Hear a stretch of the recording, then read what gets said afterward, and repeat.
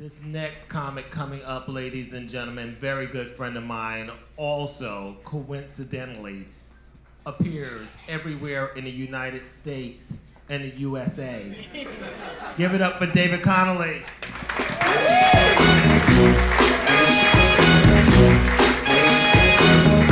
Listen, it's down to Torrance. Great job he's doing. Thanks, guys. Good to be here. Good to be here. I've been performing all over the place recently. Over Christmas, I did a winery, I did a rehab centre, and I did a prison in 1 week. So if you're seeing me for the 4th time this week, that's on you guys. No, if someone says heard that, we know, right? Did you all enjoy the World Cup? Yeah. You were a bit slow on that, weren't you? Do you even know what it is? A World Cup, yeah, it's English. Let's say yeah. It's like the Super Bowl, except important, all right? And unlike your World Series, we allow other countries to take part. It's good, it's really good. Oh, you saw it, good, great, yeah. One person saw it, oh yeah, I saw it, yeah. Actually, whenever I think of the World Cup, I always think of my father, when, because he used to love the World Cup. My father was, he was a priest, actually. Actually, my grandfather was a priest. And I became an actor. We've been trading in made-up stories in my family for generations. I'm just trying to gauge the crowd here. So I'm just getting a few nods and a few Christians going, fuck you. Right. He wasn't any kind of priest, though, my father. He was a mental priest. And by that, I mean, he wasn't like Mike Huckabee mental. I mean, he actually worked in a mental hospital. You see, what happens in England, if you're mentally ill, they'll put you in a mental hospital. Whereas in America, if you're mentally ill, they'll ask you to run for Congress. It's just a totally different system, isn't it? I'm getting a clap for that one, thank you.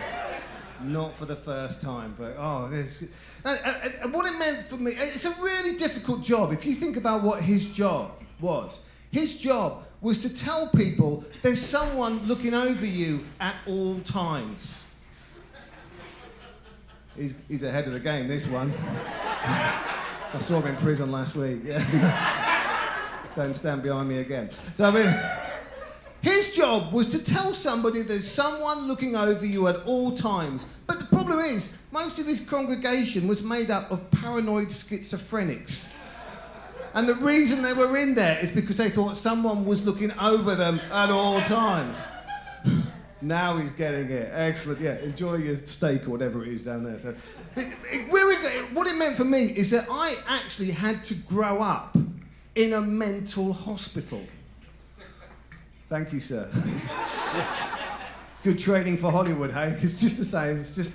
And where it got difficult, right, was when I started liking girls. I seem to be the first comic who does tonight, but when I started liking girls, and there was this girl right there called Susie Bunker, and if you saw Susie Bunker, you'd want a bunker too. Yeah. Can you picture her? She's 15 years old, you dirty bastard. Don't, stop it. Keep your eye on him and make sure his hands are above the table. Yeah. Anyway, Susie came up to me one day in the playground and she goes, David, why don't you like me? I go, oh my God, I really fancy this girl. I go, I do like you, why? And she goes, well, you gave me your phone number and when I rang up, it said full-born mental hospital. And I go, oh, that's because I live there. Not because I'm mental, it's my dad. Not because he's mental, he's a priest in the mental hospital. And she said, Dave, this is not going to work. I can't go out with you. I go, you don't want to date me because I live in a mental hospital? She said, no, I don't want to date the son of a priest. I want to get laid. Then she went out with my brother for 6 months. You're laughing at that one? Who was that? Anyway. I'm going to go back to the World Cup, right? Because my father, he was never off duty, right? Because of living in this mental hospital. And one time we were watching the World Cup, and what happens in the World Cup, every 4 years, England loses on penalties. That's just what happened. Yeah, thank you. Yeah. We even did it this year when it didn't go to penalties, yeah. Don't cry. Okay. Anyway, we're watching the game, and the phone goes, and my dad says, oh, God, it's the World Cup! You get that, son. Might be Susie Bunker for your brother. I'm just waiting to see who was listening, all right? Thank you. Hello, it's Fulbourn Mental Hospital Chaplain's residence. How can I help you? Ooh.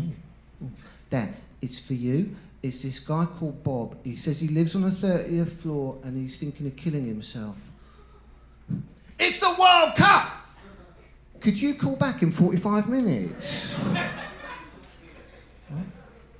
Dad, he says he might be dead by then. He goes, son, just turn the TV around. I can't miss a thing. He goes, give me the phone. All right, Bob, what's going on? Mm-hmm. Look, you just got to listen to... Just do everything I say over the next few minutes. You got to head that! Jump! Jump!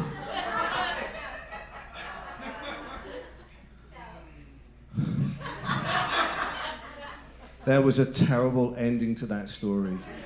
Terrible. England lost on penalties. Do you like baseball, you guys? Yeah? Yeah, it's so American. Do you like baseball? You go, yeah, why not? It's your game! It's your game! I know. I went down to the Dodgers the other week. Hardly anybody turned up until the second or third in the innings, right? In England, we have to turn up to a sporting event a whole hour and a half early. That's just for the fighting. And you got this woman coming out going, let's go down to the ball game. If we lose, it's a shame. A shame! If England loses, somebody has to die! And we don't have an organist, we've got a library that chants like, where's your father? Where's your father? Where's your father, referee? You haven't got one, you dirty bastard. You're a bastard, referee. World Cup. Thank you, that's my time.